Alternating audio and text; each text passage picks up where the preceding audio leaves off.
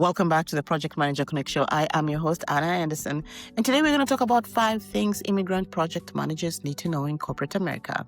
If you are an immigrant working as a project manager in corporate America, this episode is for you.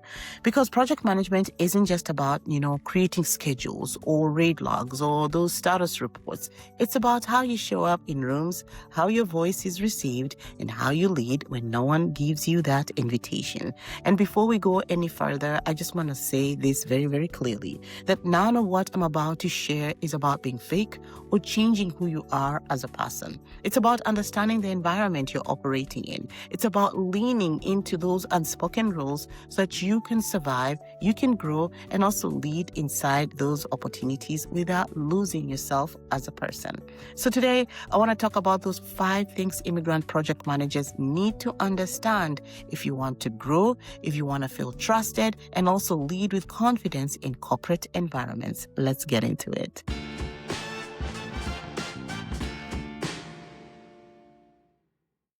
So first, let's talk about how we explain ourselves in meetings. This shows up all the time in project meetings. When I started out as a project manager, the people I've talked to and coached over time as project managers, it happens all the time. And it takes a little bit for you to learn and grow out of it. So for example, you're giving a status update, you're sharing a risk, you're proposing probably a mitigation plan based on that risk, and then you keep talking. You add disclaimers. You soften the message. You explain the background. You apologize before even anyone is asking you any questions at all. And a lot of immigrant project managers do this because sometimes deep down, there's that feeling of needing to justify why you are on the table or at the table. And I just want to be clear. This is not about, pretending to be somebody else. It's about recognizing that in corporate environments, clarity is interpreted as confidence. Over explaining sometimes is going to weaken your authority. So say that update, state the impact, name the decision or next step, and then just stop. You don't have to keep going and over explaining yourself. You don't need to narrate your thinking process. You don't need to convince people that your assessment is valid.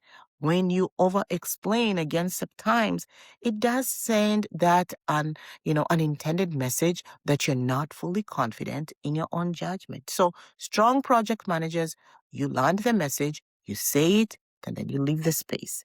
Silence after you speak isn't awkward, so you don't have to fill it out with filler words. It's actually very, very powerful, right?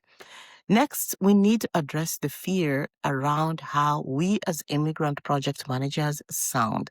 Let's be very clear about this. Your accent is not what's holding you back.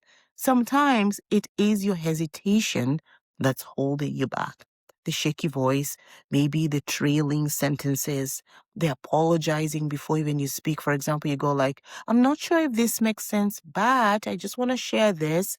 That's what undermines your message, not how you sound, not how your accent sounds. And again, this is not about masking your identity or sounding like somebody else. It's about delivering your message in a way that the room is conditioned to respect. And that's very, very important. Now, in project management, people don't expect perfection because we're not all not going to be perfect in the things that we're going to talk about. But they expect you as a project manager to have that decisiveness, confidence, and also that direction, right? So you can deliver a clear project update with an accent, the heaviest accent. I've worked with tons of people with accents, and they are very, very brilliant, and they share amazing updates. And you can still command the room.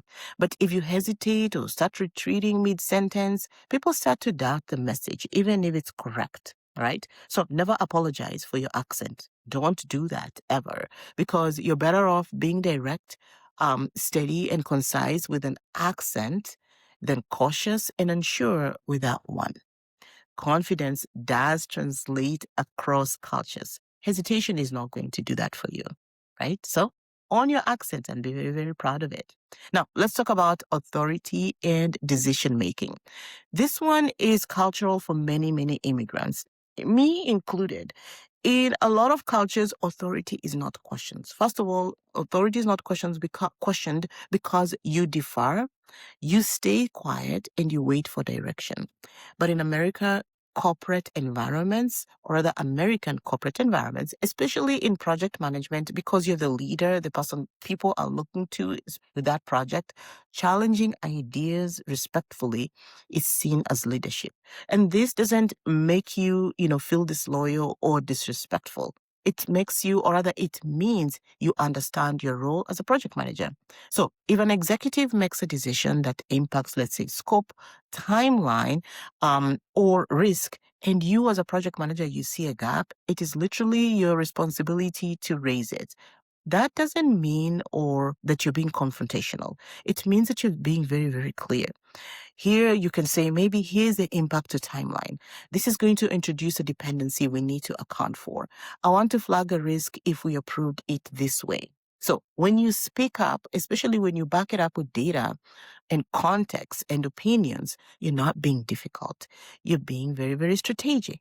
Silence doesn't make you respectful. It makes you sometimes invisible. And project managers, you are paid to see around those corners, not just execute instructions or what you are told that you need to do, right? Another pattern that I see is waiting for the right moment to speak. This one is big. This one is a big one. So, for example, you are in a meeting, maybe with tons of people. Let's just say even 5 people plus, and you have a strong point, but you're waiting for the perfect pause. You're waiting for someone to ask your opinion. You're waiting for the conversation to slow down. That moment will rarely come because when you finally speak, sometimes the decision has already been made, and maybe you really, really wanted to say something that was going to maybe change the direction or steer people in a specific way. Bringing up a crucial point after consensus has been formed doesn't help your credibility. It actually makes you seem disconnected, even if your point is valid, right? So this isn't about being aggressive or talking over people. It's about understanding that visibility is often sometimes mistaken for confidence in corporate spaces. If you see a risk forming, please speak up.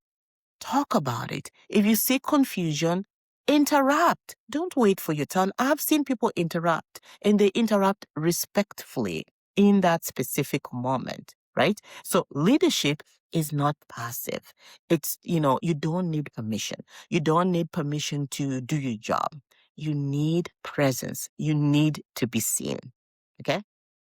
Now, finally, let's talk about the idea of being low maintenance. This one, again, I've seen a lot, and a lot of people have come to talk to me about this because many immigrant project managers take pride in being independent. You don't complain, you don't ask for help, you want to figure things out quietly. And while that sounds admirable, here's the reality.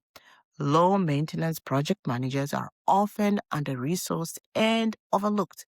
And advocating for yourself doesn't make you difficult. It makes you visible because you need to be seen. You bring a lot to the table, a lot of knowledge, a lot of expertise.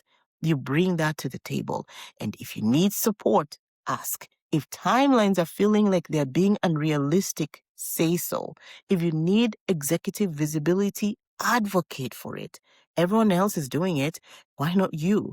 They're just more comfortable and they're doing it very, very, very loud. None of this is about being fake. It's about learning how to operate inside systems that weren't sometimes maybe designed with you in mind. Because your experience is very, very important and it actually does matter. Your perspective matters as well. And your voice is very, very critical. And it does matter because you don't need to over-explain yourself. And please don't apologize. Obviously, apologize when you need to, but don't apologize for starting a sentence. Don't do that. And don't just wait for your turn. Go ahead and talk and share your thoughts and perspectives and things that will help bring the project forward instead of waiting and always waiting for a turn or waiting for someone to ask you, hey, what's your opinion about this? Because you already belong there. You are hired for a reason because you are qualified to be at that table. So if this resonated with you, share it with a fellow project manager who is probably needing to hear this today. And I'll be back with another episode next week, okay?